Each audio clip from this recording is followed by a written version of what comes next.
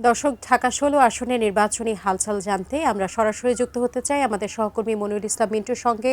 তিনি এখন আছেন মিরপুর এলাকাতে, সরাসরি যুক্ত হচ্ছি তার সঙ্গে।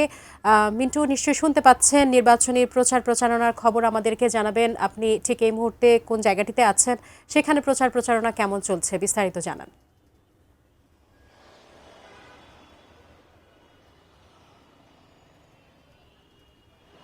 নির্বাচনী প্রচার প্রচারণার আর মাত্র কয়েকদিন বাকি আছে, ফলে শেষ সময় এসে প্রার্থীরা দারুণভাবে ব্যস্ত সময় পার করছেন।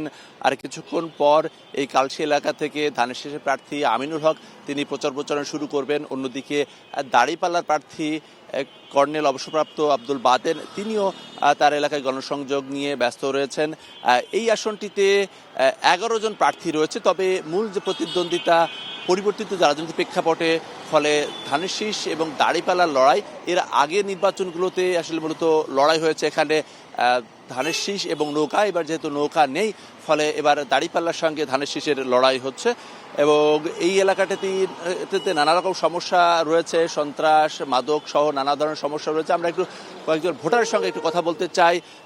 এই এলাকার আসলে এবার প্রচার প্রচারণা আসলে কি ধরনের পরিবর্তন দেখছেন, কেমন জমজমাট প্রচার প্রচারণা চলছে এবং সেই সঙ্গে কি ধরনের সমস্যা রয়েছে?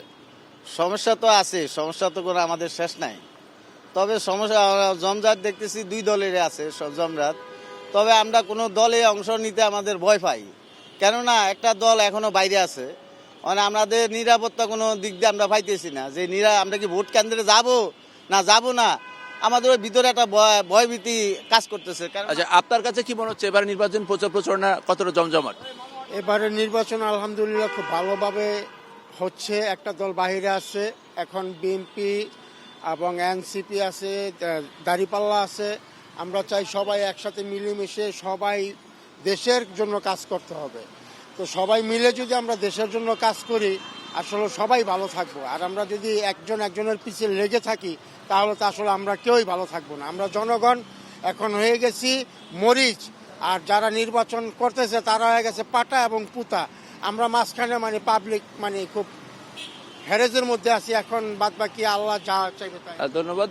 আর এই এলাকার যদি নির্বাচনের প্রচার প্রচারের ক্ষেত্রে উল্লেখযোগ্য একটি দিক আমরা দেখাতে চাই, আমার পেছনে আপনি দেখতে পাচ্ছেন যে এবার নির্বাচন কমিশনের পক্ষ থেকে কিন্তু পোস্টার, অর্থাৎ কাগজের যে পোস্টার, সেটি নিষিদ্ধ করা হয়েছে। ফলে এই এলাকাটিতে সব প্রার্থী বলা যায়, বিশেষ করে ধানের শীষ এবং দাঁড়িপাল্লার যারা প্রার্থী, তারা ব্যানারগুলোকে এমনভাবে সাজিয়েছেন মনে হচ্ছে পোস্টার, কিন্তু আসলে ব্যানার।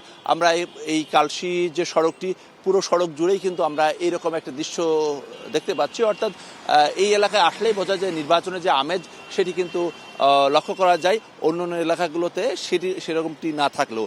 তো এই ছিল বলতে গেলে আসলে এখনকার মতো ঢাকা 16 আসলে নির্বাচনের হালচাল। বলা যায় যে ঢাকার অন্যান্য সব আসনেই কিন্তু প্রার্থীরা দারুণভাবে ব্যস্ত। সময় যত গড়াবে, অর্থাৎ বেলা যত বাড়বে, প্রার্থীদের ব্যস্ততা তত বাড়তে থাকবে এবং ভোটাররাও তারা নানা রকম হিসাব নিকাশ করছেন নিজের এলাকার উন্নয়ন এবং কাকে ভোট দেবেন। আবার কেউ কেউ কিন্তু আবার আছেন যে নিরাপত্তার শঙ্কা নিয়েও আছেন।